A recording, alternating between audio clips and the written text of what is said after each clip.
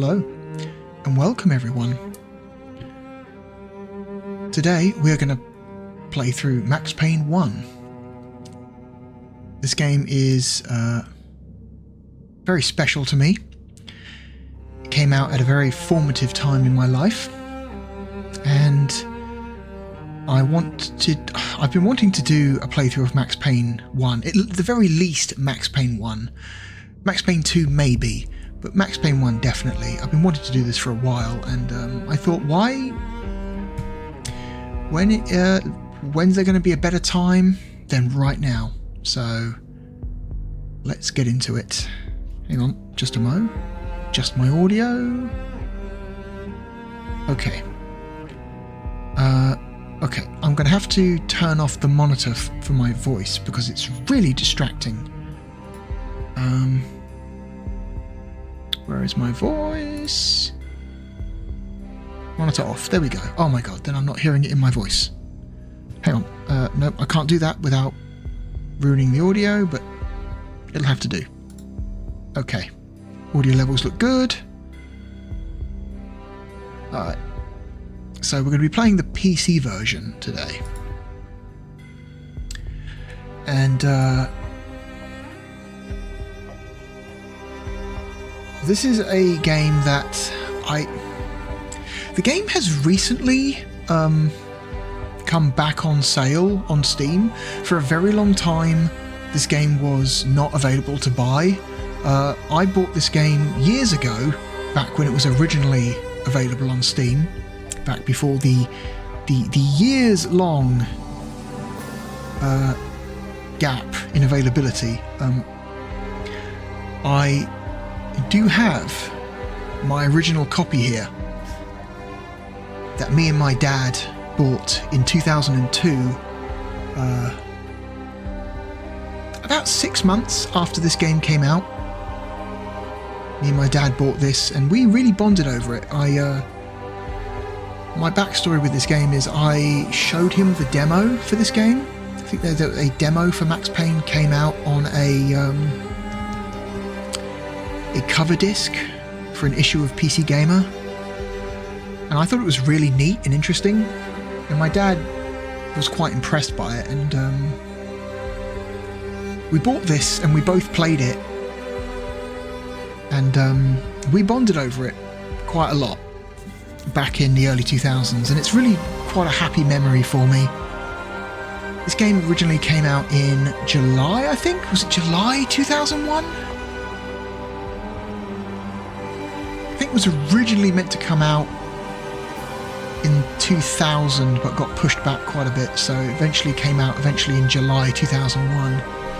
And this is a extremely important game,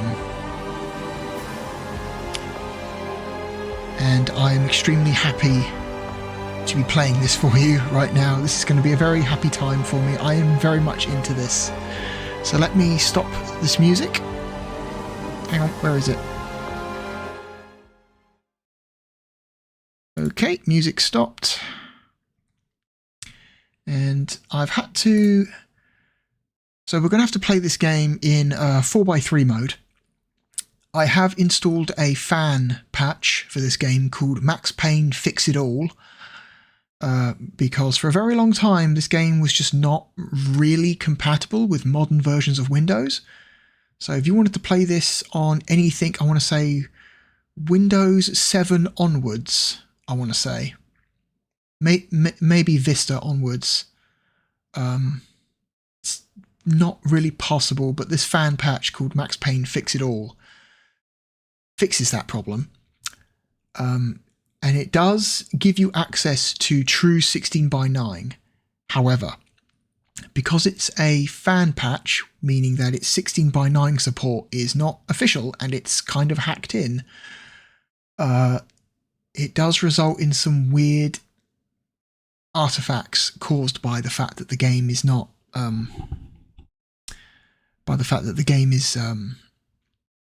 not intended to support 16:9 aspect ratio.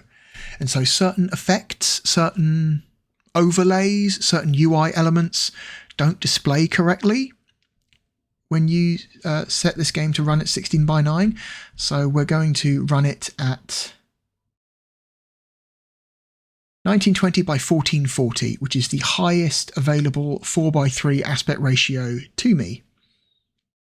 And we're going to run it without anti-aliasing, because for some reason running this game on modern versions of Windows with modern GPUs with anti-aliasing causes a series of flickering white lines to appear all over the environment, and it's distracting. So we're just not going to deal with that, and we're just going to completely turn off anti-aliasing, which shouldn't be a problem for the viewers.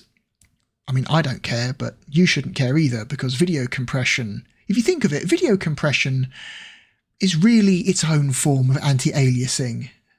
YouTube's video compression will help fuzz up those sharp edges for you. Let's get into it.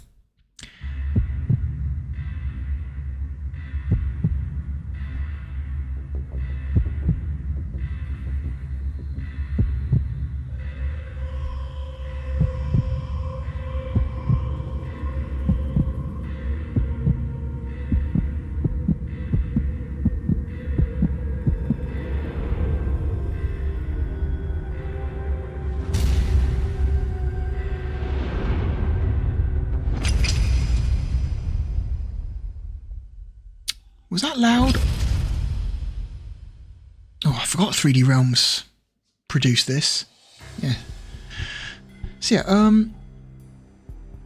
here's the thing. I've done some tests, and I'm assuming that the audio levels are going to be okay for the majority of this game, because this game is a full screen application only. And it's not easy for me. If I will need to adjust something on OBS, I'm going to have to Alt-Tab out of the game in order to get to OBS, and that's going to cause the game to drop from view for a few seconds. And this game came out at a time when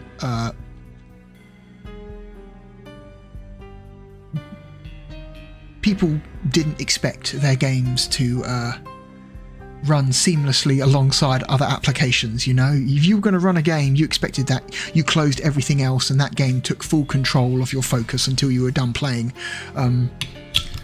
So it doesn't really support windowed mode or borderless full screen or anything like that. So true full screen only for this game.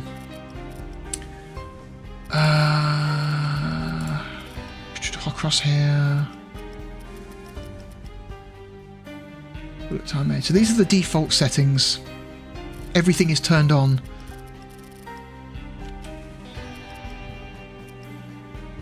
Alright. Here we go. We're going to start a new game. So, when you first install this game, Fugitive mode is the only difficulty level available to you. This is the game's default difficulty. This is this game's version of normal. Hard Boiled is only unlocked after you finish the game on Fugitive, and Dead on Arrival is only unlocked after you finish the game on Hard Boiled. New York Minute is less of a difficulty level, more of a speedrunning challenge. Every level has a time limit, and so you have to basically get through the level super fast. So it's not a It's a built-in speedrun mode, which is really interesting because this game came out at a time before speedrunning was cool. Anyway, we're going to play on this game's default difficulty setting, which is Fugitive.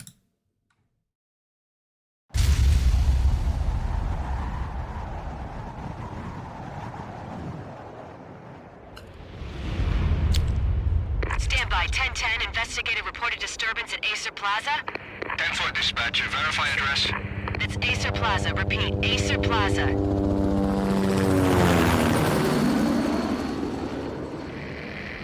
Shots fired on the rooftop. An assault in progress at Acer Plaza. Repeat, an assault in progress.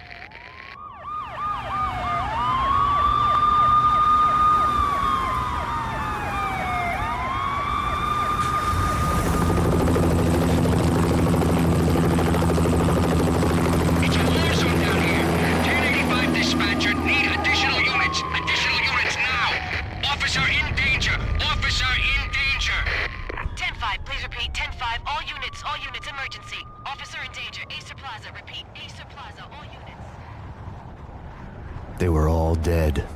The final gunshot was an exclamation mark to everything that had led to this point. I released my finger from the trigger, and then it was over. To make any kind of sense of it, I need to go back 3 years. Back to the night the Payne started. God, this game is so cool. I was still on the force back then. NYPD, Manhattan, Midtown North Precinct, Hell's Kitchen. So when are you coming to work for me, Detective Payne? You'd make me work undercover in some hellhole. Sorry, Alex. Michelle and the baby come first. See? My last smoke. It's bad for the baby. That's you, Max. A regular Boy Scout. See, Alex. Still on for poker Thursday night, right? Like taking candy from a baby. Life was good. The sun setting on a sweet summer's day. The smell of freshly mowed lawns. The sounds of children playing. A house across the river on the Jersey side. Beautiful wife and a baby girl. The American dream come true. Honey, I'm home. But dreams have a nasty habit of going bad when you're not looking. The sun went down with practiced bravado. Twilight crawled across the sky, laden with foreboding.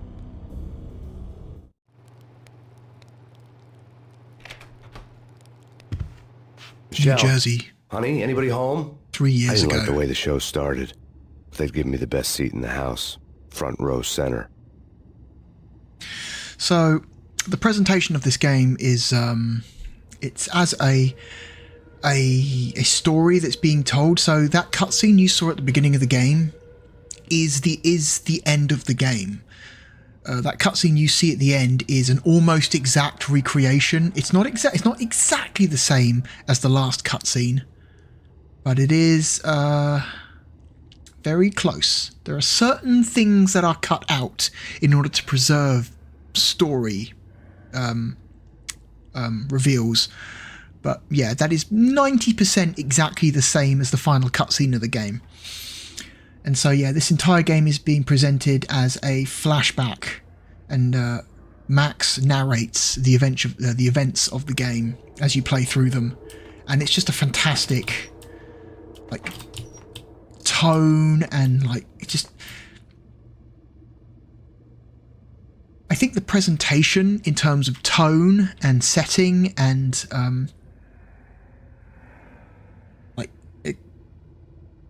character,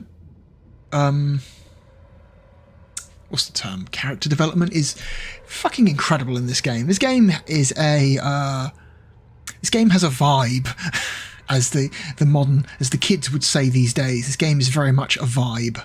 It's all about the feeling and the tone. The gameplay has aged quite a bit in the decade since this came out, but fuck me, man, it's still incredibly cool. The tone in this game is just oozes just gritty, grimy, just 90s action films. You know what I mean? It's like woof. Like, oh, I mean, it's just, oh, it's so good. It's perfect. Something ugly had been tattooed on the wall. A map of things to come. It was a poison syringe, a magic tag full of diabolical meanings. Okay. So we've got this V with a syringe spray painted on the wall. And as you can probably tell,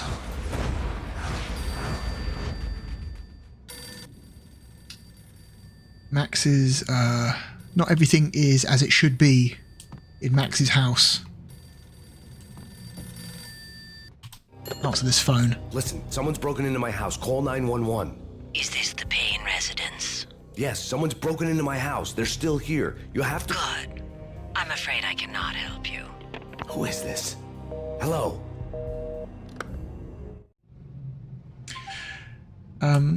This game was like really, like when it came out, this game was incredibly striking looking. This was maybe one of the best looking like games made up to that point in terms of, it's going to sound silly now in a modern context, but this game was considered very realistic for its time. Its visuals, not because of the visual complexity of the environments. I would say in terms of polygon count and visual complexity, I would put this game around the same level as Half-Life 1.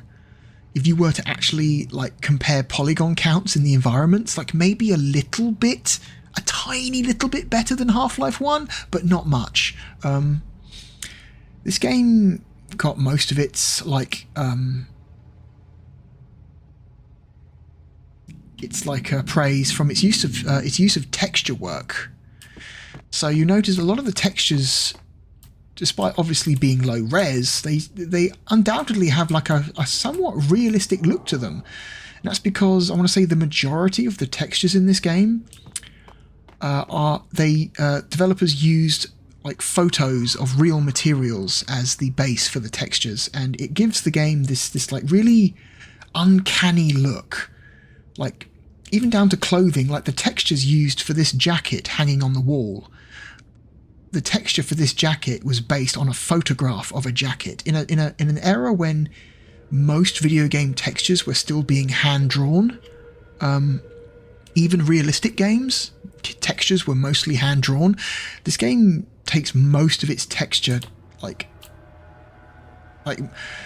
assets are taken from photographs, which is just really gives it like a cool look for the time. Obviously you look at anything close up and it looks blurry as fuck, but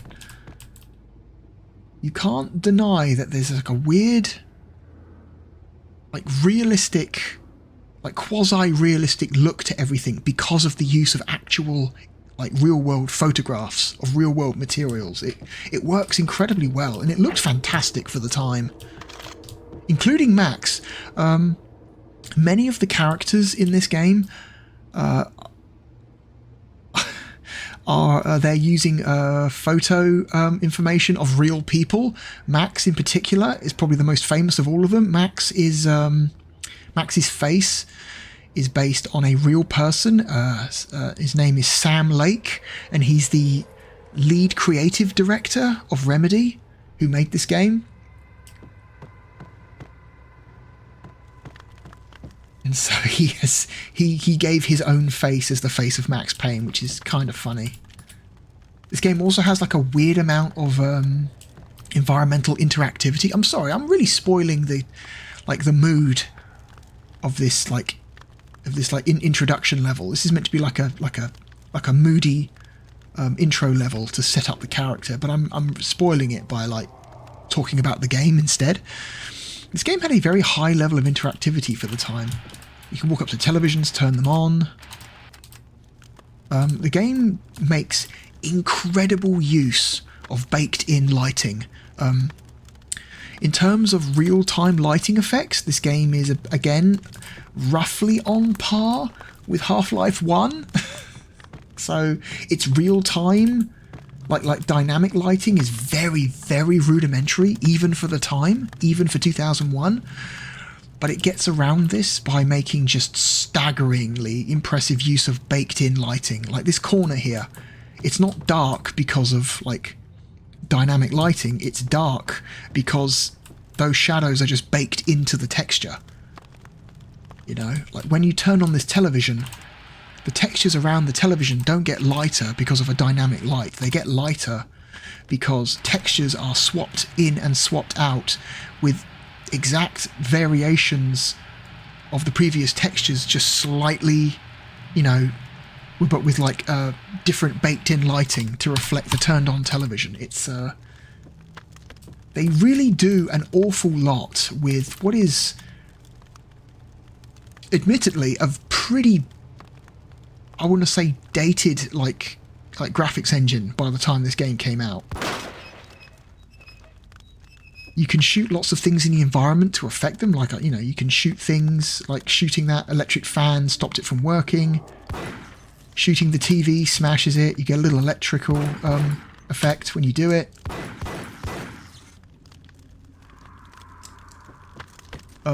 Shooting different surfaces results in different kinds of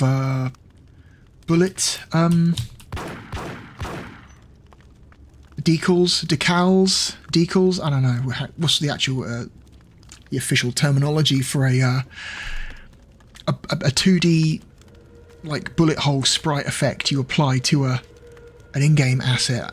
I think it's a decal technically, or a sprite. I don't know, but yeah, depending on what surfaces you shoot depends on what the decal looks like, whether or not it spits out particles that you shoot the newspaper, little paper particles shoot out. You know. You see that? Nope, not that one. Okay, I'm trying to show you another example. Where's one of some glass? There's got to be...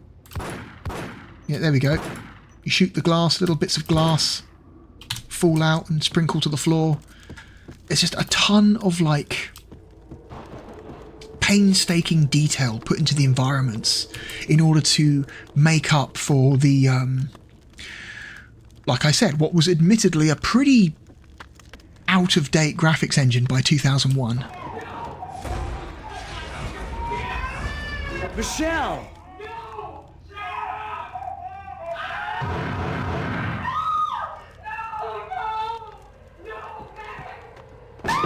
Michelle! It's coming. Freeze! NYPD, drop it! Coming! You're gonna die! Okay. No. No, please, God, no. Yeah.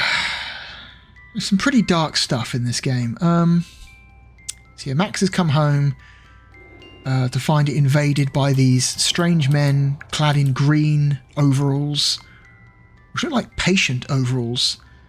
They're not wearing socks or shoes. Their heads are shaved. These guys look like patients of some kind. And that is brought up later in the game, but it's a detail that most people overlook when they first play this game. The flesh of fallen angels.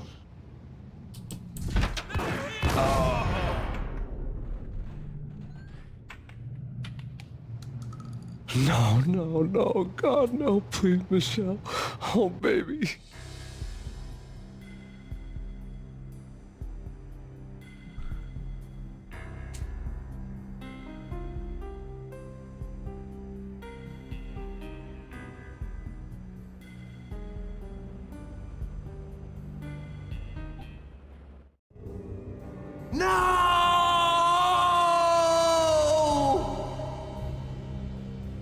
Maybe call an That ambulance? was 3 years ago.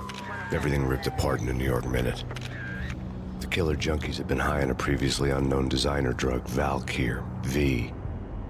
After the funeral, I told Alex I'd be transferring to the DEA.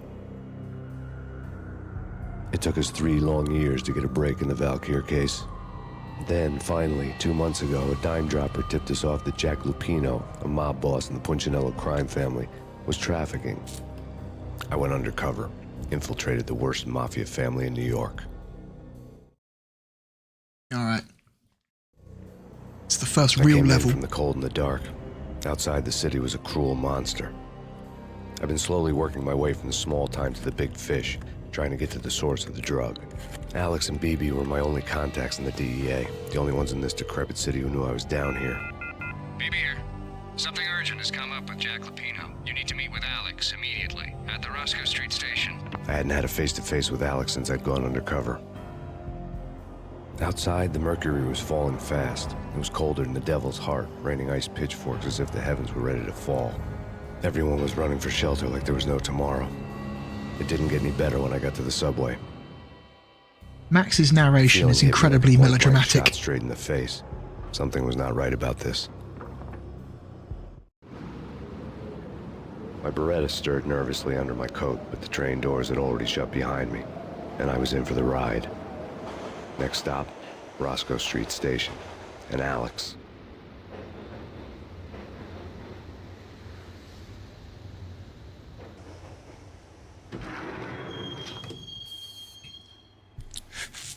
Okay. The station was drenched in gloom. Alex was a ghost, nowhere to be seen. I'd have to look for him. Okay, so this is the first real level of the game, Roscoe Street Station.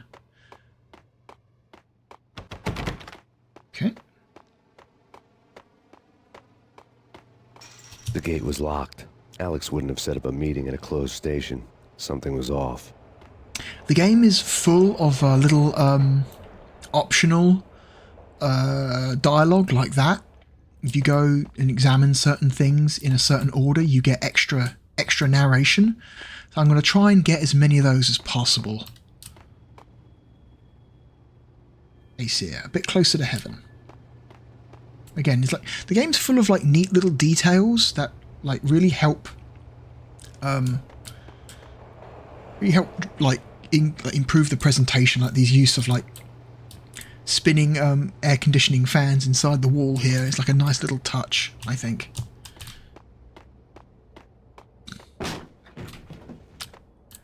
Oh. Bad things happened here.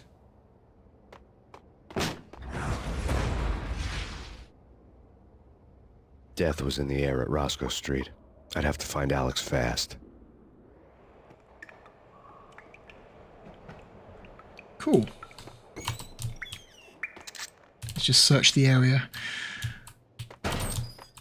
So almost every single little cupboard and door and locker and drawer that you can see, you can interact with in the game. It's quite impressively. You shoot this toilet paper, little particles of paper come out. You can flush the toilets.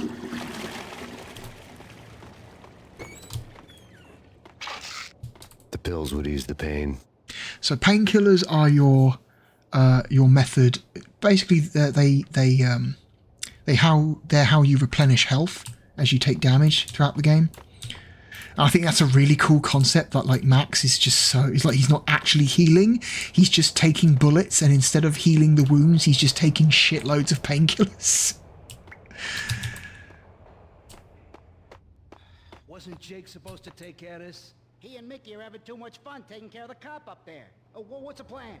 Simple. Gun down every mother-loving bastard that gets off the train. Sweet.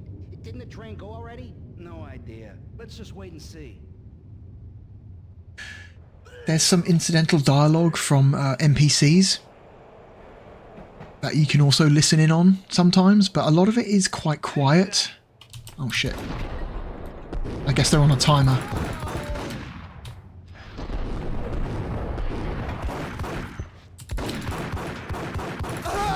There we go. I guess those guys were just set to notice you after a certain amount of time, regardless what you did. Where's his gun? There it is. Got a new gun, the Desert Eagle. The Desert Eagle has a lower fire rate than the Beretta, but it does more damage per bullet. Also, it's more accurate than the Beretta. It's a good... He's dead, all right. Hey, it's me you're talking to. It's a good medium-range precision weapon. What the?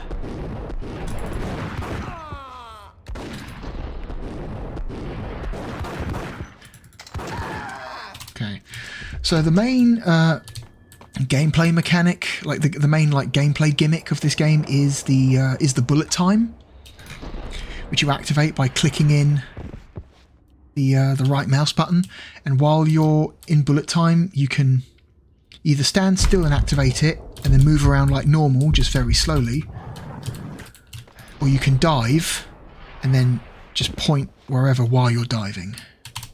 But keep in mind that it's not cover. You're not immune to bullets while you're in bullet time. That's not how this game works. Bullets can still hit you and you still take damage even though time has slowed down. So people shouldn't use it as a, they shouldn't rely on it. It's merely a mechanic to look cool. That's it. Yo guys, hey, we're getting around. You hear me? What is this, a joke? Hey! Anybody? Answer me! What the? Oh! Alright. Take care of that guy.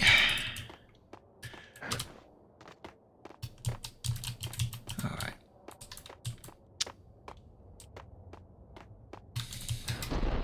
So you can do a backwards dive, a forwards dive. There is a... Huh. There is a way to just roll without... to dive and roll without slowing down time, but I can't remember what the keyboard input is. Okay. It's fine though. We'll find it eventually. No one there.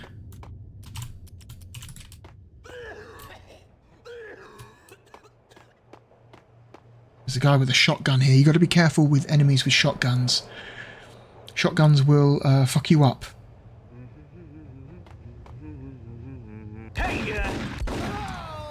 Okay. The security panel let out a mocking cackle. I'd need the right code. Okay. So we need to find a code to unlock that security panel.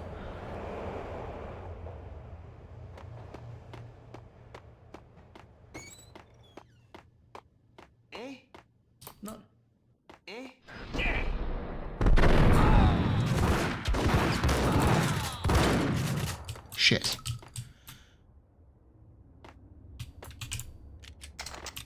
Where is he? There he is. He's hiding there. Okay. While looking for Alex, I had ended up in the middle of a big-time crime operation. Oh, that guy's dead. Let's see. So, investigate the area. More painkillers, more ammo. It always pays to investigate the area. There's an eagle ammo. Let's run down here. That door's locked. For now. Hitting Roscoe Bank ain't exactly keeping low profile. The riskiest high seven, huh? But hell, the payoff makes it worth it. What the hell? Ah! Okay. The gate was locked. I would have to find another way to get to the tunnel. Okay. So we can't get through there for now, but we can do something about this door. We picked up a second Beretta along the way at some points. Now we've got 2 Berettas, which is good. So this game is full of secret areas that you can get to if you know how to. This is the first one. Under these lockers, you'll see this gas cylinder down there. If you shoot the top off the gas cylinder,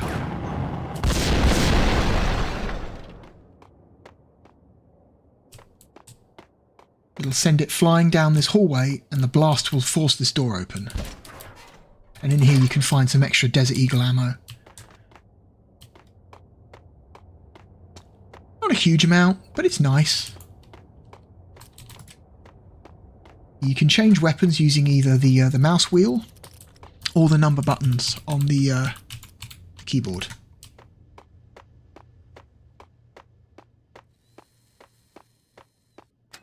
The power to the rail had been cut. I'd have to get it back on to get the train moving. Okay. Notice that there is a security camera up there on the wall, turning backwards and forwards on a set animation loop. That's important later. Kiss it goodbye, There we go.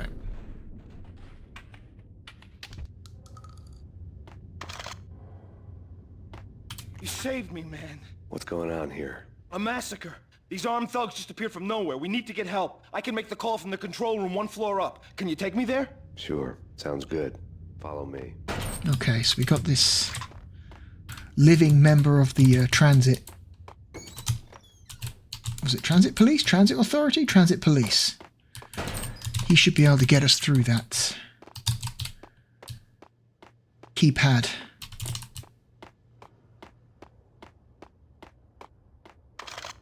If I run in here, he should have a go at me. Hey, where are you going? The control room's up the stairs. Yep. Frankly, I'm too scared to go to the control room on my own without you and your gun. Fair enough. I guess they don't give the transit police weapons. Yet.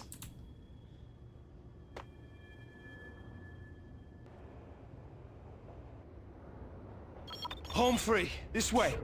Hey, look out! Whoops. Who saw that coming? Hang on a sec. God damn it. One moment. I've just noticed my camera is not correct. Properties, configure, auto gain, increase gain to 130, apply, okay. There we go, the frame rate on my camera is better now because the auto gain on it is always set way too high by default and it's really annoying.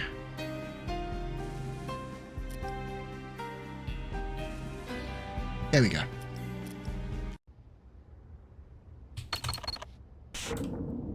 There we go, my camera's a little bit smoother now. Alright, I think there's 3, maybe 4 guys in this room.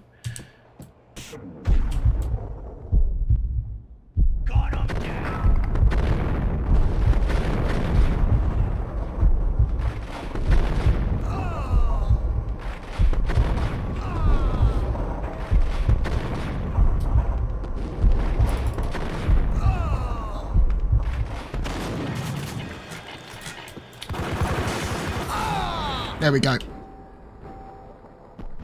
You can keep shooting during the slow-mo section, but it's pointless. It's cool, but it wastes bullets.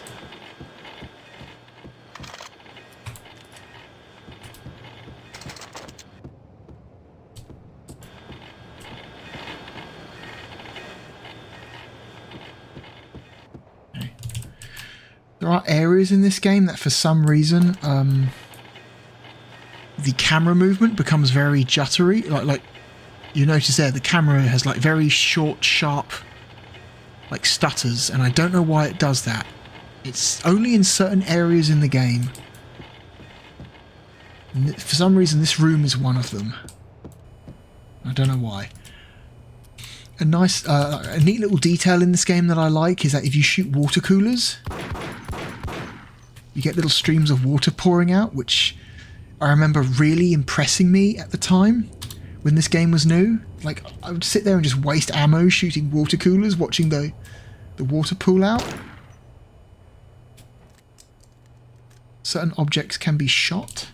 Like that.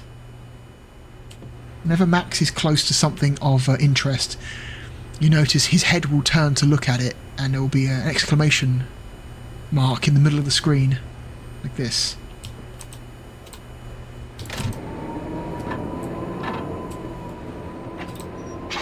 Pills here. More pills. The train lit up like a Christmas tree. The power was back on. Okay. So now we should be able to do something with that train that we saw earlier. Whoop, camera movement. Oof. I like that there's a little bespoke sound effect for Max running into that door. It's like it's really silly. Like they didn't have to add a sound effect for you running into a locked door, but they did. It's just silly.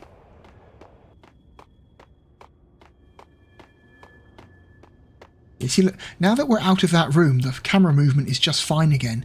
There's something about that room and it being, you know, loaded that causes the camera movement to become all stuttery, and I just, for the life of me, I don't really understand why it causes that.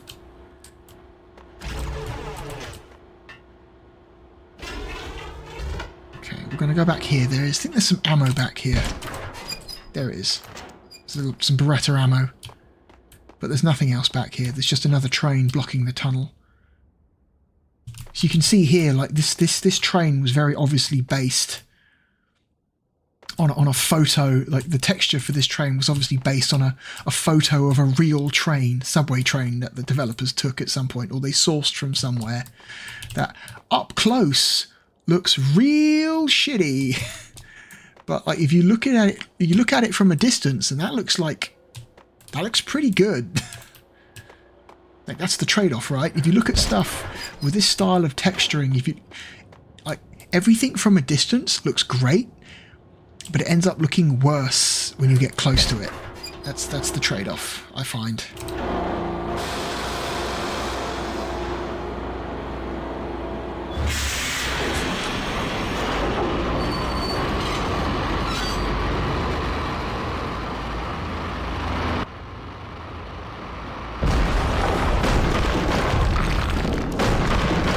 So much for being subtle. Max Payne, Master of Stealth.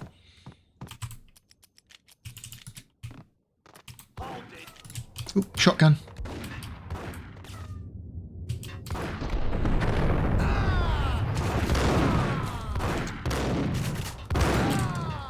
Okay. If I was a better shot, I could have hit these gas cylinders here.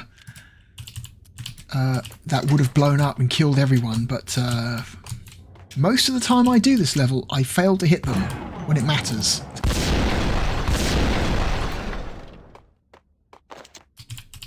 Alright, and this is, I think, the end of the first half of the first level. The rusty door led to an abandoned part of the station, closed off since the early 40s. Something big was going down at Roscoe Street. Maybe that's why Alex had wanted to meet me here. Maybe not. One way or the other, I was going to find out. So there's an interesting story about this hole here.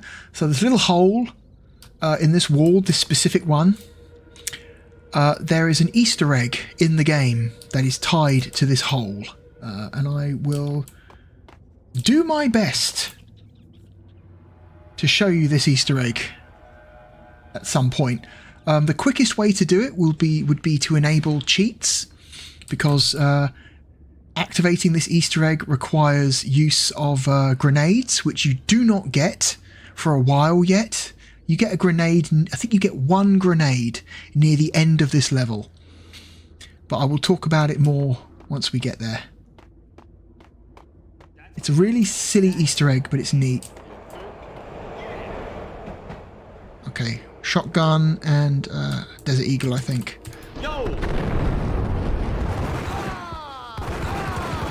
Okay.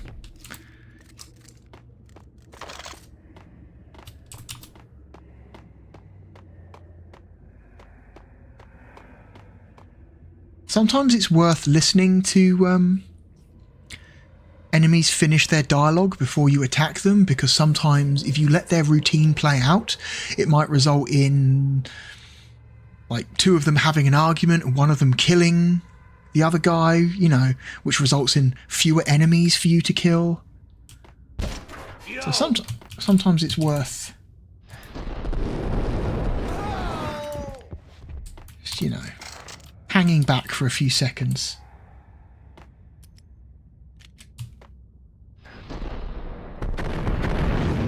Fuck.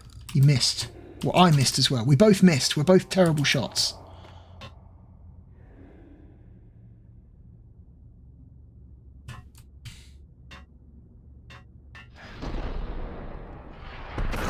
Got him.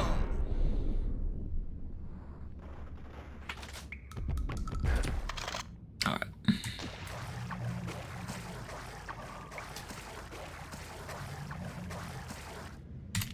I'm gonna save. F5 to save in this game. Now that's spooky. Jacopino, yeah, spooky. But also it's like the failure count is rising. Yeah, I wouldn't joke about it if I was you. Yeah? The station's not secured. Someone decided to play hero upstairs. That's all we need. Alright, so they got a phone call warning them that someone is coming, but they have no idea I'm here.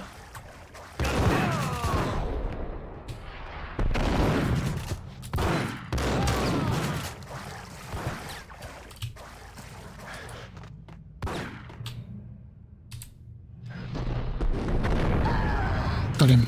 Alright.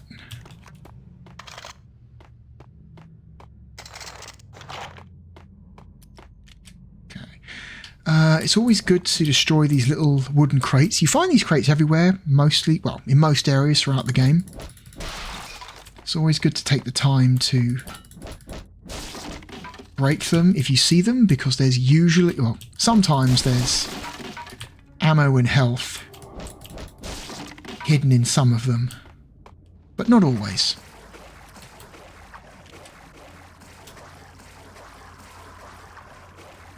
This game draws heavily, draws heavily on influences from a lot of like 90s era action films. Primarily, now the biggest one, obviously, is going to be The Matrix.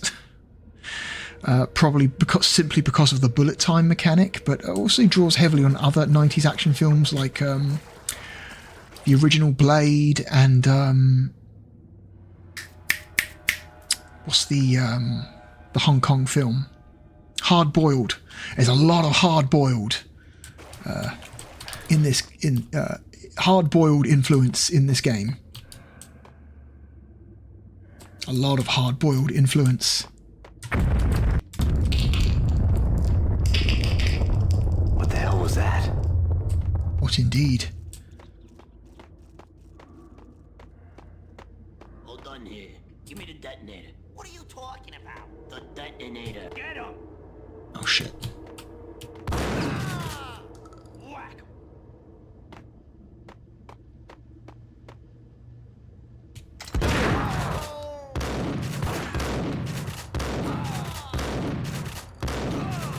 Okay. I screwed that up a little bit. If you let those two guys finish their conversation, it would result in one of them killing the other, but I interrupted them too quickly. So I had to kill one more of them than I would have had to, had I waited a few seconds.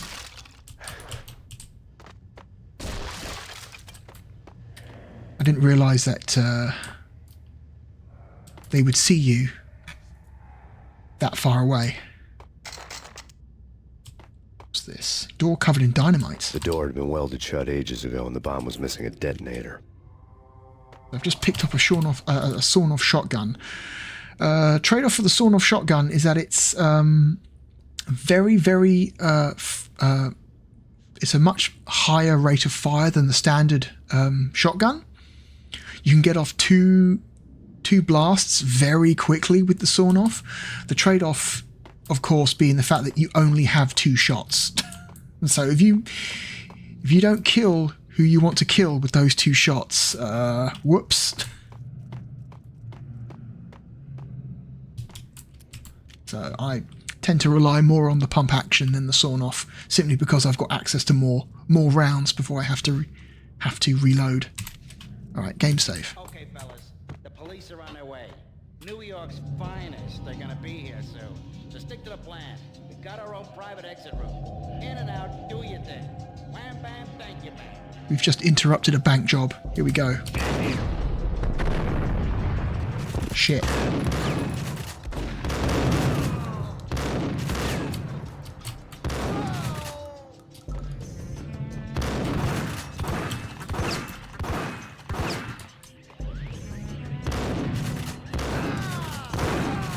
Okay.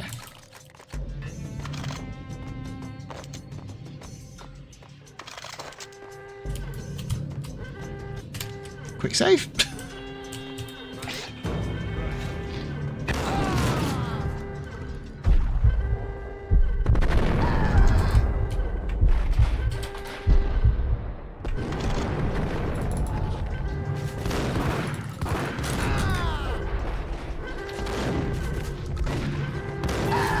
Got him.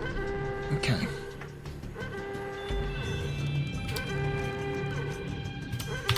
Okay. Some painkillers.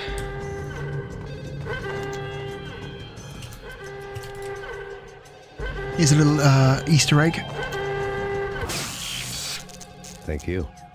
If you shoot the alarm to stop it from sounding, Max will thank the player. We come to you now live from the crime scene. Who is this? Right back at you. This is Deputy Chief Jim Bravura from the NYPD. You are to cease your criminal activities and surrender immediately. Sure thing, Jim. Me and the boys have been talking and everyone's real sorry. They'll never do it again. Who the hell is this?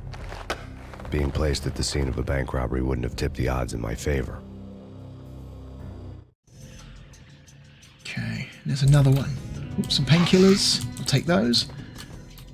And there's this computer terminal that will open doors, but only one at a time. So that one's open. Oh, and the camera stuttering is back. Good stuff. Just what you want.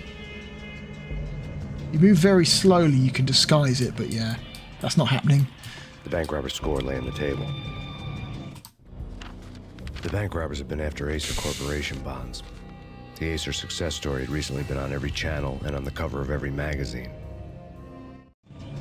I like how some of the panels in the graphic novel sequences are very obviously just screenshots from the game that have just got a heavy filter over them.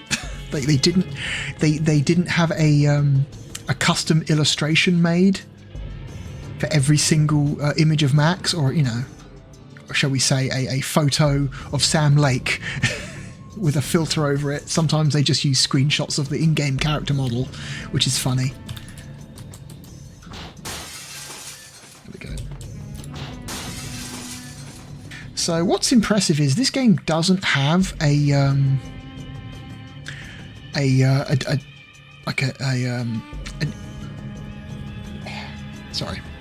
This game doesn't have any form of like dynamic in-game physics. It was too early for that. Games were only just starting to experiment with in-game physics around the early 2000s. But this game does make use of a ton of custom bespoke animations for things like enemy deaths, things falling to the floor, like glass breaking, things like that. It's just a lot of like custom pre-animated movements. I believe Max Payne 2 is one of the first, if not the first game to actually make extensive use of an in-game like physics system. I think I might be wrong. If it's not the first, then it's definitely one of the first games. Like big budget games to have like use of stuff like ragdoll physics, basic like object physics, stuff like that. So, but like a lot of things, this game fakes it. The bank robbers had left their tools on the table. Judging by the detonators, the crooks had bought enough explosives to send Lady Liberty into orbit. There we go. There we go. For some reason, that pane of glass takes like 3 or 4 hits to smash, and I don't know why. They gave that specific pane of glass more hit points than the other ones. Alright. I want B. That's the one I want.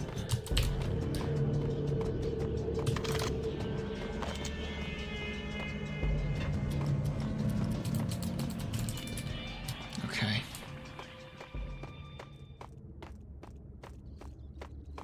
Right, I'm going to save because this next encounter can go very wrong if you're not careful. Whoops. Don't accidentally activate your bullet time.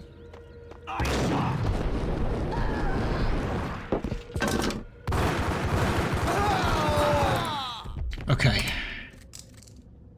Cool.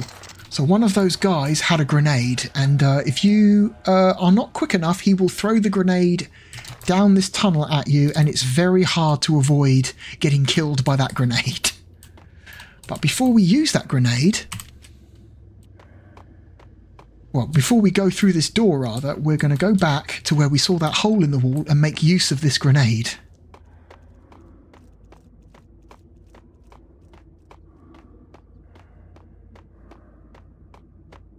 Got to run all the way back down this tunnel to where we entered the map.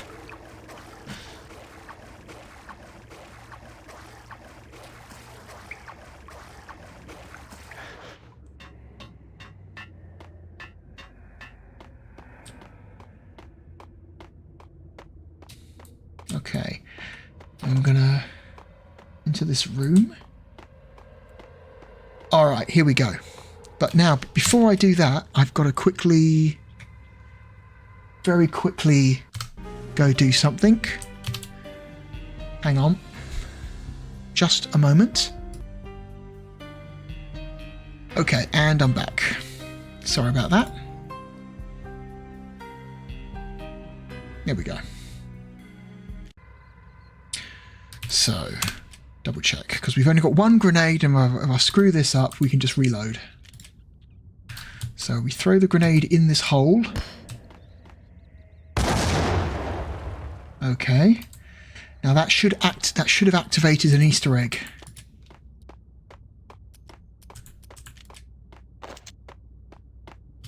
Hang on. Alright, there was some shotgun ammo in that box.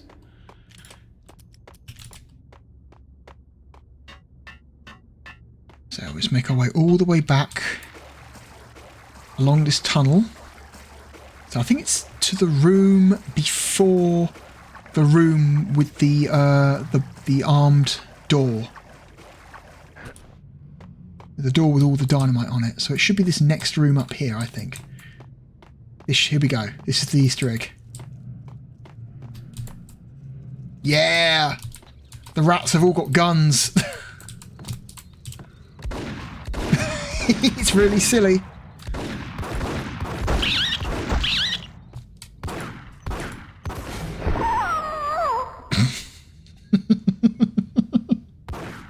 Oh shit! That rat's packing heat. Oh my god.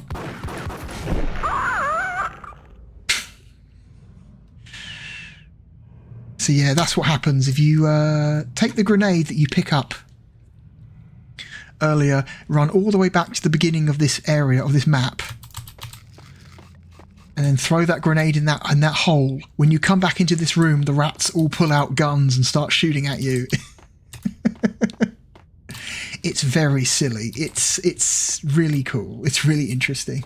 It's a very, very silly, fun little Easter egg. And I want to say they do the same in here as well. If you come down to this room down here.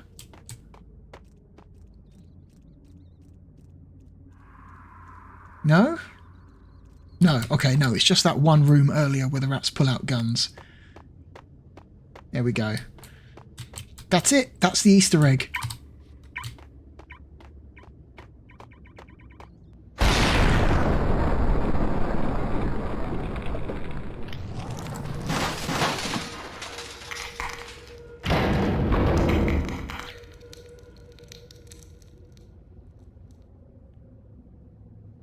Hold it!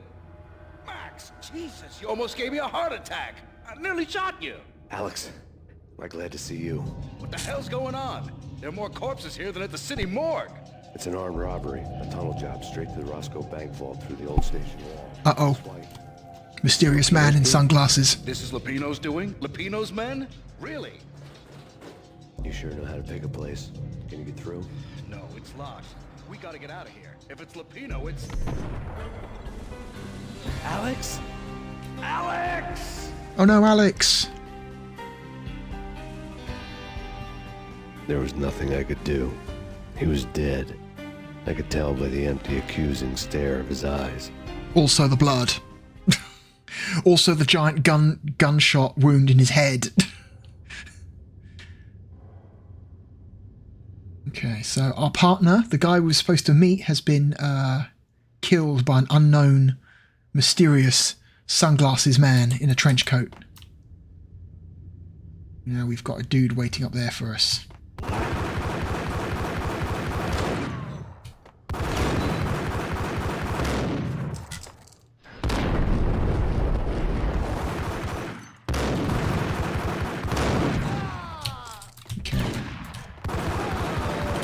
Okay.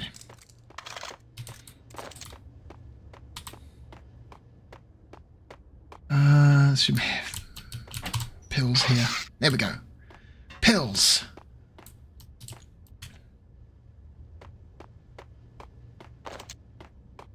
Another thing that was impressive about this game at the time is just the sheer number of like bullet holes and like spent bullet casings and magazines that litter the environment after a gunfight. You know, it's like, and they stay there, like little bullet casings, just tiny little bullet casings. Bullets are like rendered. They're not just they're not just hit scan weapons. Like all the bullets you fire and all the bullets the enemies fire are actually rendered in game. They all have tiny little polygon models. So there's actually like physical rounds flying through the air that you can dodge. So this game like refuses to use hit scan shots, which is something that a lot of shooters, even to this day, make use of. The creators of Max Payne said, no, fuck that. Every bullet is rendered. Which is nuts. Like blood decals, bullet hole decals, enemy bodies, none of that shit fades away. I think it fades away eventually, but it takes a very long time. And when you reach a certain population of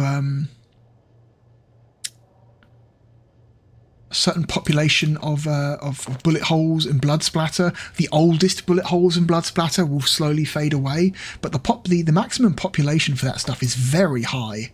You can shoot for a while before the oldest bullet holes start to fade away, and it just gives this impression when you're done with a firefight of just you have fucked up an environment. It's just it looks like bad shit has gone down. Let's get the hell out of here. We'll be fine. Just take it easy. I'm allergic to sirens. Oh, grenade! Oh fuck.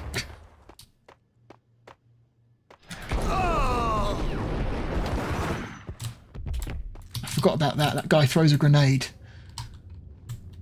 Oh, enemies do limp when they're wounded. That's not something you tend to see much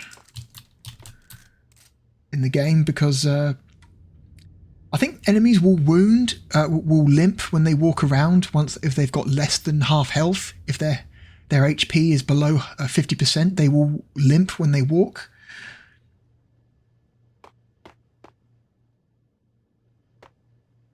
There was another guy. I saw him. There he is. Got him.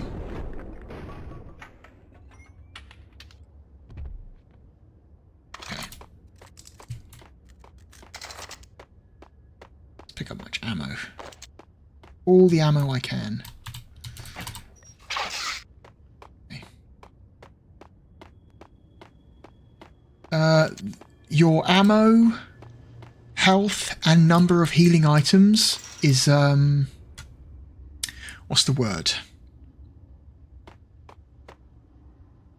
There's a word for it when it carries through to the next level, so it's not like your health and healing items or ammo are reset within the next level. The ammo, health, and healing items you leave the previous level with is carried over into the next level, so it's a good idea to try and stock up as much as possible on healing items if you can before ending a level. Just so you start the next level with the best possible, resources.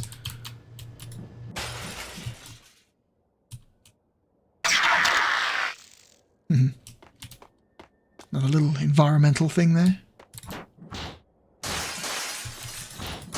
Smash these windows. I think you can... Yep, there you go. Look, you can hit the cash register. I think you can hit the money in the cash register? Hang on. Nope. I know there is a point in the game where you can shoot stacks of money and the money explodes into like particles of dollar bills raining from the sky. It's pretty cool. Alright, let's get out of here.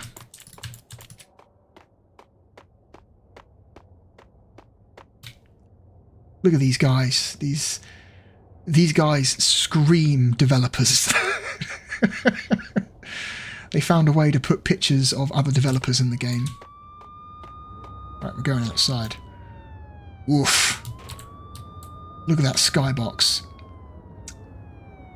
I would say that is a very, I don't know, you might not be able to tell on the video, but from where I am, the clarity of the image, this is a pretty rough looking skybox. The color compression used on this asset is pretty poor. There's an awful lot of red, green and blue pixels in this night sky. But hey, it was 2001. Alex had kept me relatively sane for the past 3 years. Now I didn't know how I felt. Somehow he had stumbled upon something big and ended up stepping on Jack Lupino's toes.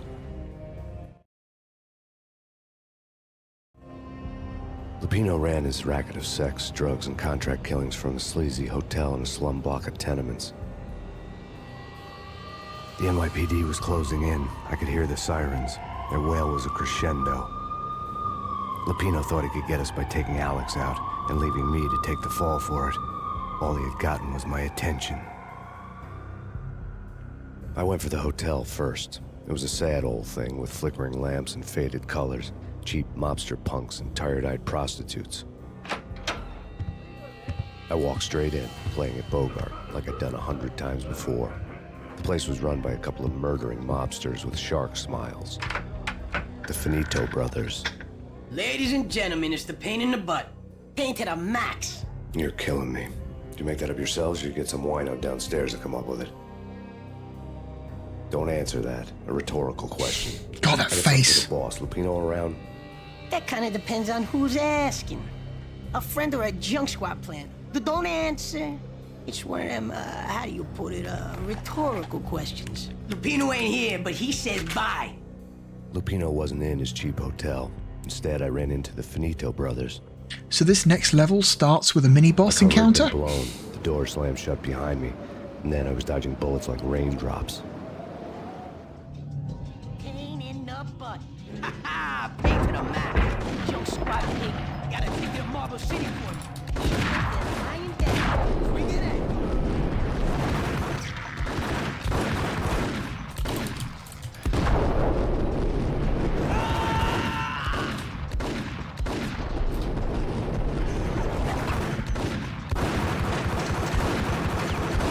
Oh my god. Got him.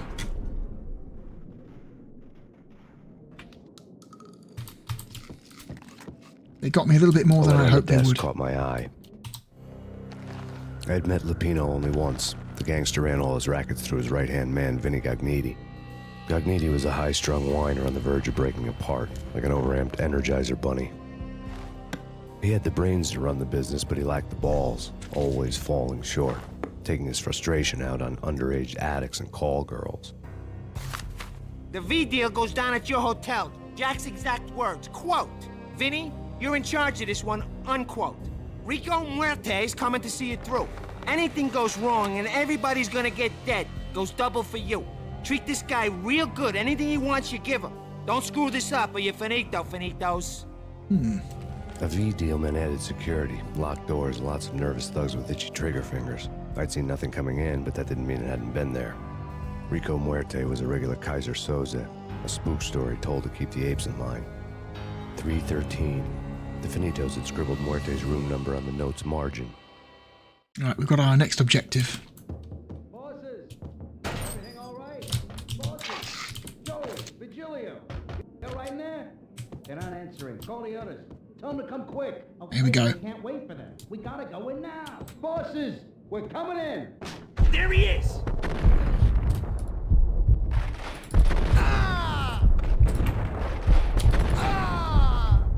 Okay. Oh, 3 of them. I like the idea that after the fight with the Finito brothers, a bunch of guys like knock on the door. They think, "Hello, boss. We heard. Are you okay? We heard gunshots." Open the door. Open the window. Close the blinds. Open the blinds. I like how there's like actually an environment modelled outside on this level.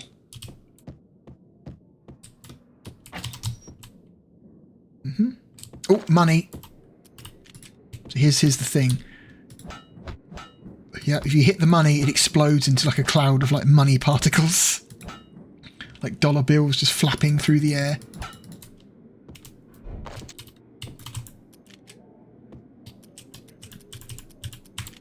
Okay. Getting out was not going to be easy. The staircase was locked and the elevator had been busted for a decade or more. Cool.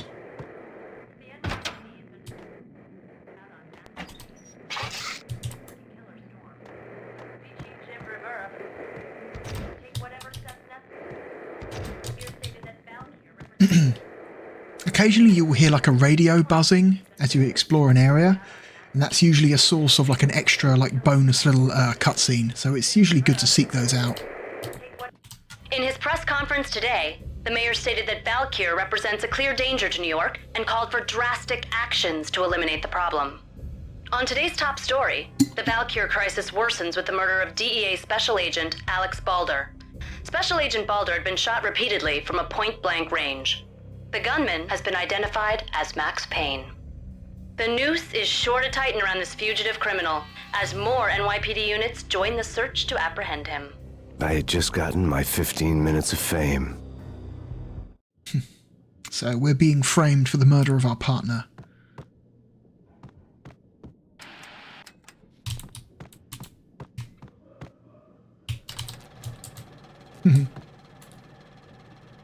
Funny detail. Okay, so the way out of here is this window.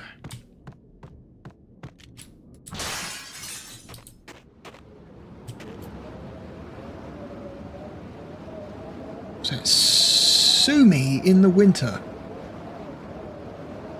Don't know what that means. There's some funny signage around this game if you know where to look for it. I'm gonna say because there's another encounter coming up. Something's wrong with the bosses. Payne's there and they're not answering. Let's go already. Payne's get... What the hell?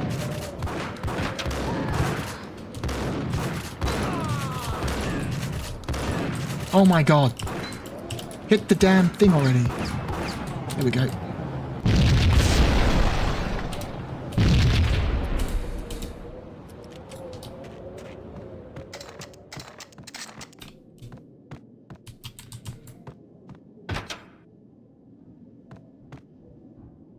Okay.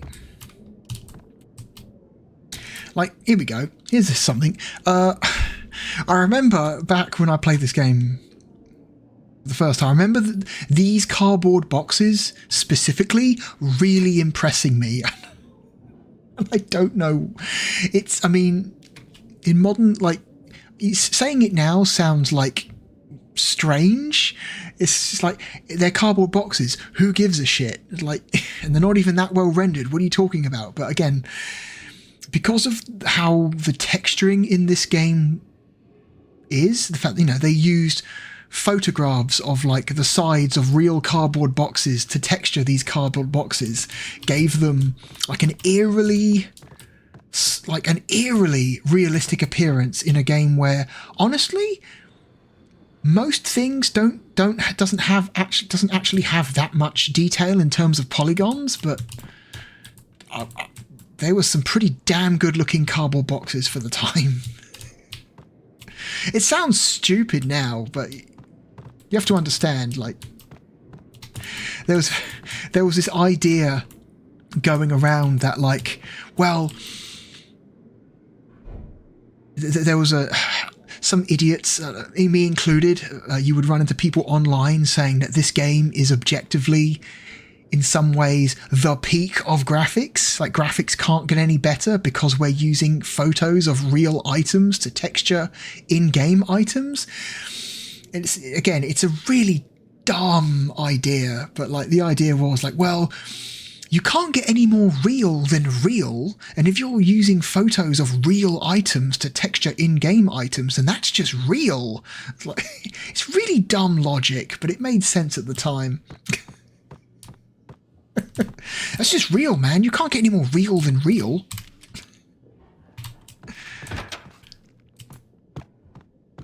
Okay, here we go.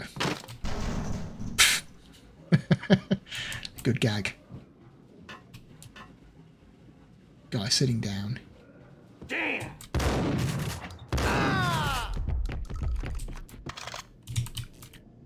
Kill him before he gets to his shotgun. Is this the bed that's got the sawn off underneath it? It is, yeah. So some of these beds that like vibrate across the floor, some of them are hiding stuff underneath, so it's always good to check, just in case.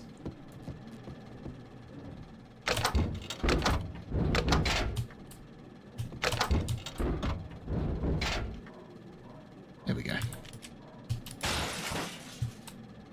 Again, look, the texture in this vending machine is really just a very low resolution photo of a real vending machine taken at some point.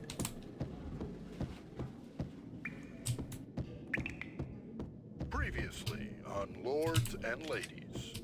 Lady Amelia, Yo! Marquis Valentine asks for an audience. Thank you, Lawrence. My lady. My lord. And now, in all clips of Lords and Ladies, brought to you in part by Acer Corporation. Don't interrupt the TV.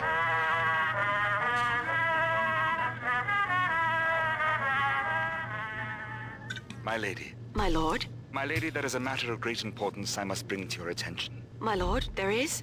Indeed, my lady, there is indeed. From the very first moment we met, upon that distant forest path, there has been sunlight in the autumn leaves blazing like the colors of your hair. Oh, my lord, you should not speak so. But my lady, I must. My lord, no! I forbid you. This cannot be. This must not be. But why, my love, why? My lord, it is too dreadful. Do not force me to speak the words. My lady, I beg of you, I must know. I would rather die than not know. Yes, my lord, we should both be dead, for this shame is too great for the living. My lord, I am your long-lost sister.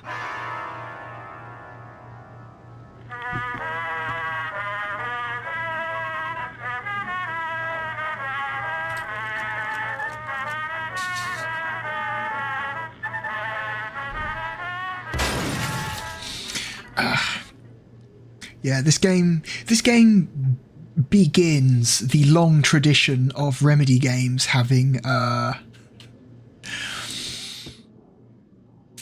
ridiculous in-universe TV shows that you can watch.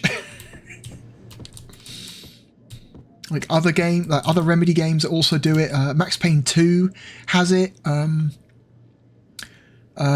Control has it. Alan Wake has it. Like, yeah, this game starts the tradition of that, and they're great. There's some really interesting ones. Max Payne 2 goes above and beyond with that stuff. There's some really incredible, like, multi-episode,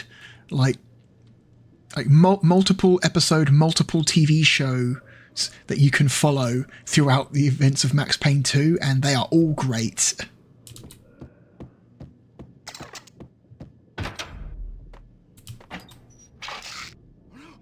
V-head junkies could go off without a warning. I had to be careful.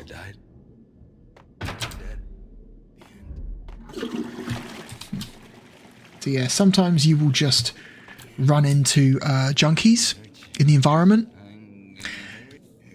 And the junkies, they will not attack you normally, but if you were to hit them or shoot them, either intentionally or accidentally, they will turn hostile, and they're relatively tough to kill. They take they take 2 close range shots with a shotgun to take down, so they are not weak. And they can be a problem if you accidentally set them off. Hang on. There we go. But they do carry ammunition, so they can be a good source of ammo if you need it. Okay. There he is. I saw.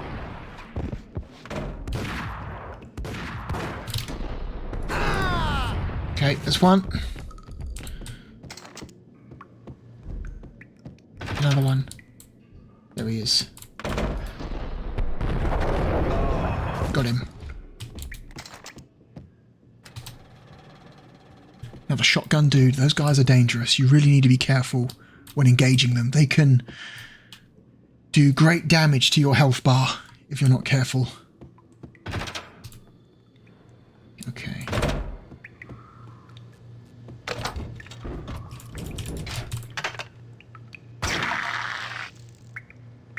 Very silly.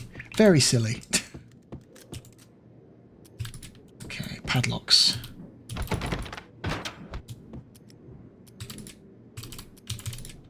There we go. I forget, can you break these ones? No, you can't. You can break the wooden boxes, but you can't break the cardboard boxes, which is very silly. Piece of crap! Oh, careful, it might kick back. Killer vending machine. You talking to me? Tough guy, scared.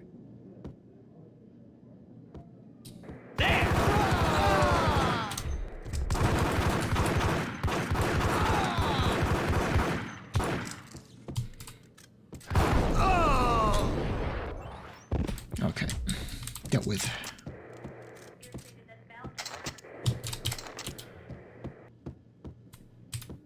Okay, moving on. So like the radios, sometimes you will also come across TVs that will also give you optional extra cutscenes. Tonight, the city's fight against the nightmare drug Valkyr took a turn for the worse as DEA Special Agent Alex Balder was found brutally slain at the Roscoe Street subway station. A suspect was seen leaving the site only moments after the shots had been fired, and the NYPD is currently in pursuit of Max Payne, a repeated felon believed to be armed and extremely dangerous. And now the weather. The worst winter storm in recorded history continues to pound the city. Sam Lake came up with some really great faces when modelling Max Payne for this. Like, some real great faces he pulls. Aha. Someone had fun in here. Ooh, okay, camera is stuttering again. The camera movement is getting a bit crazy.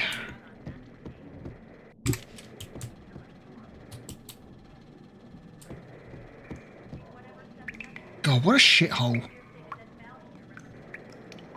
Jesus Christ. We're not even on the top floor and it's doing that. You're gonna die. You're gonna die. Get away. Get away. Get away.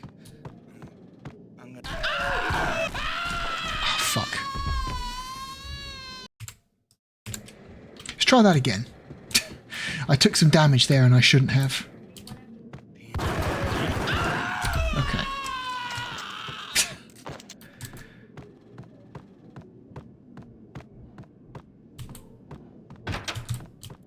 Hang on. Whoop!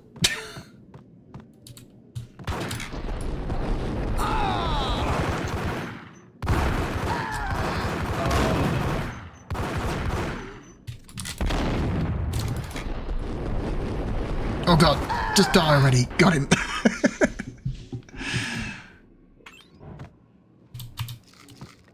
Oh. I thought that shotgun, the guy with the shotgun was going to kill me. Okay, that one's locked. I'd found Muerte's room. Alright, that's the room where we want to go. Let's look over here first. What the hell? Fuck. Shotgun to the face. Okay. Get him!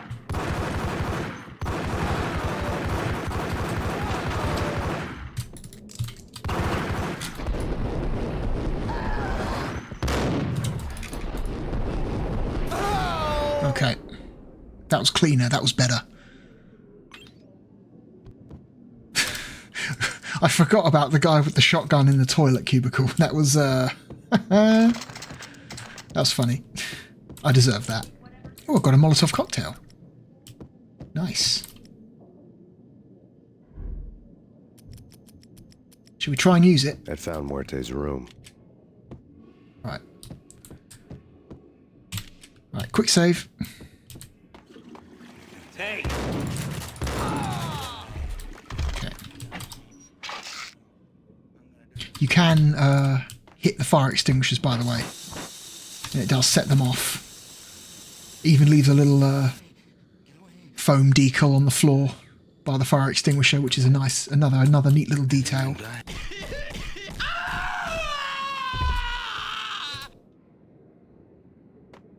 Okay. Any ammo? No, you're not dropping ammo that time? That's fine. But you notice this little door here is damaged. You can actually beat your way through it, and there's another secret area beyond here. So you can smash these windows out onto the ledge, where you can smash through another damaged, boarded up window. I didn't want to know what had happened here. It was not a pretty sight. You can find this secret little room where it looks like a man has been sacrificed with a wooden stake, which is a bit strange. I think it is... Also, there seems to be a word written on the ground that either says buff or bull. It's hard to tell if that says buff or bull, because... Maybe bull? It's hard to tell. The font is not that clear. There's no character in the game that goes by the name Bull or Buff, so I'm assuming it might be a nickname for a developer, one of the dev team.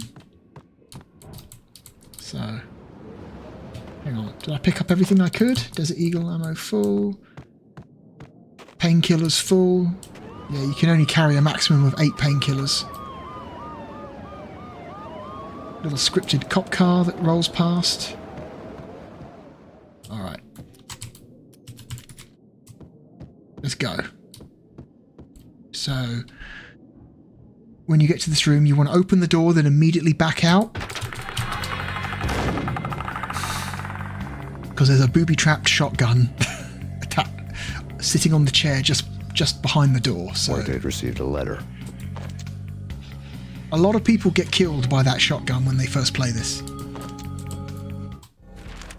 Our investigation had turned up nothing to link Angelo Punchinello, the head of the Punchinello family, to Valkyr. All tracks had ended with Jack Lupino. The letter in Muerte's room was signed by the Don himself. It was the first hint that the Kingpin knew what was brewing inside his syndicate. The trouble you got into after the Chicago screw-up. The Punchinello family bailed you out. You have been waiting for a chance to pay us back. One of our trusted boys has a monkey the size of King Kong on his back. We need your special skills for backup on a major deal. Collecting evidence had gotten old a few hundred bullets back.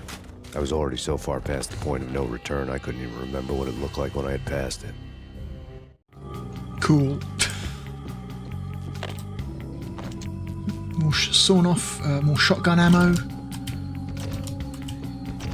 Nothing in there. Some extra health if I need it. Nothing on TV. Okay. That's big.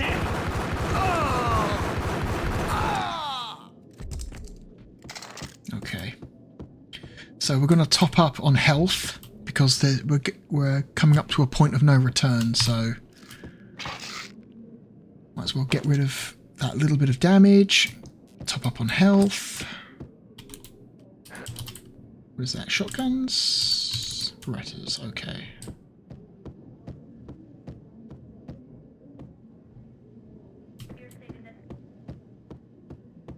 Hang on. Nope. None of these guys are holding ammo.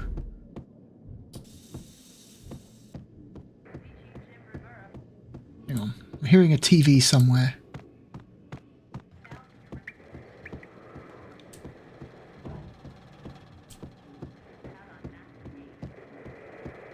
Oh. That's just that TV. Okay. I thought perhaps that there was a cutscene television that I hadn't used yet, but I had already used it. Alright. let's continue. Point of no return. This boiler. Game save.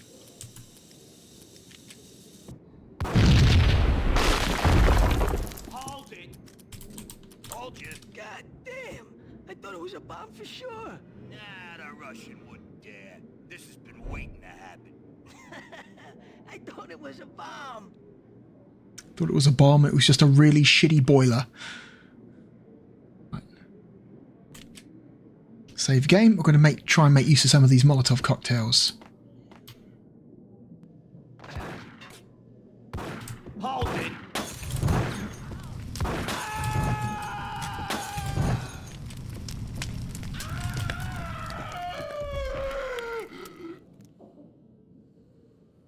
Here we go. Molotovs are pretty useful in this game. Fire does a lot of damage. Not only that, but it will actually... it can stun lock enemies until they die. So, very useful. If you can throw a Molotov cocktail into the midst of a group of enemies, you can do serious damage very quickly. Whoop!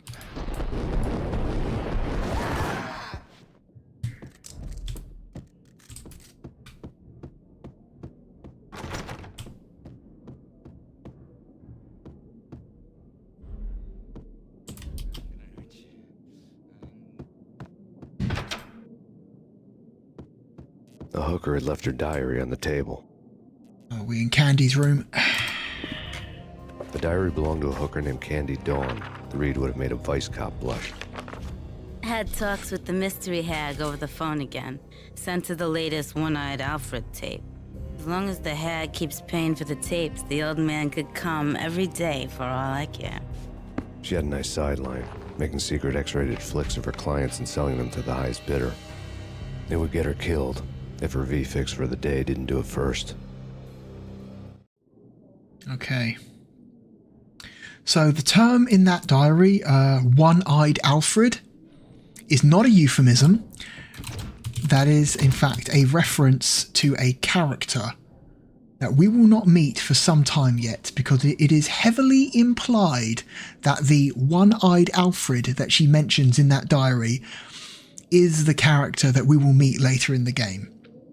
It's never expressly told to you, but it's very heavily implied. So before we go anywhere else, I want to quickly explore this area. Beretta ammo. Another junkie. Hang on, you got any ammo on you? You do have ammo. Good.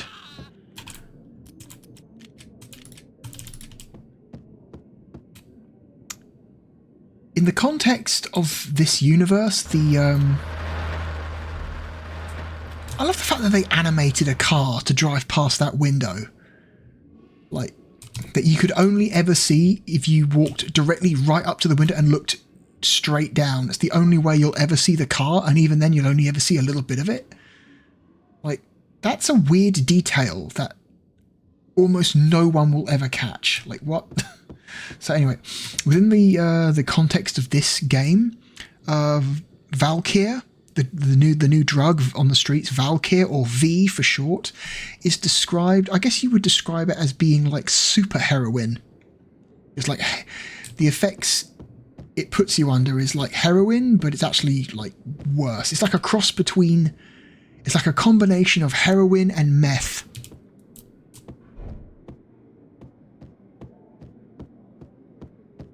That's why you see a lot of V junkies in this game that look like heroin junkies.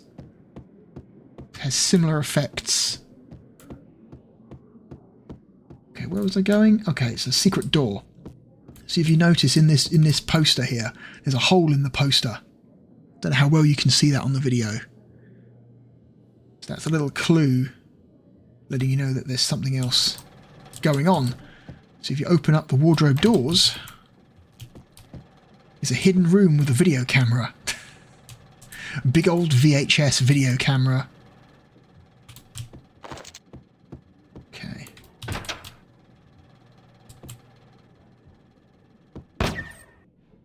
Let's open up the Dark Souls shortcut.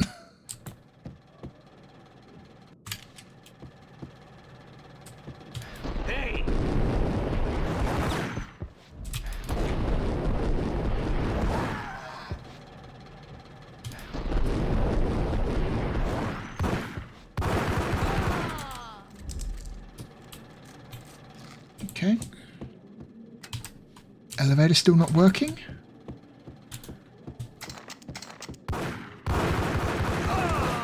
Okay. That guy caught me by surprise, but he missed, so fuck him. Alright, and we found a working elevator. Service elevator, personnel only. Alright, this will take us down to the depths of the hotel.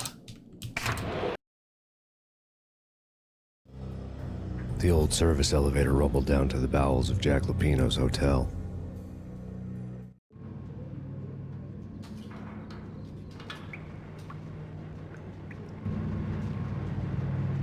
All right.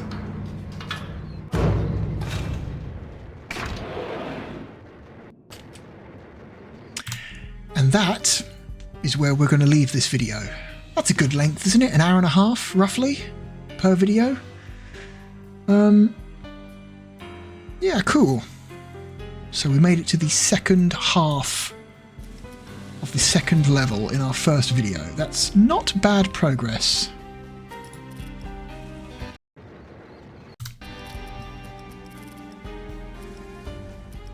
Okay, save over this one as well, so we've got double save just in case.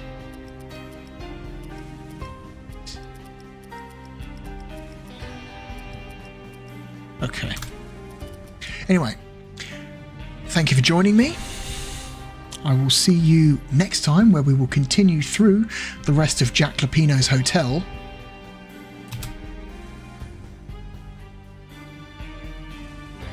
Alright, excellent. Thank you for joining me. My name is Therealbluedragon, and I will see you next time. Goodbye.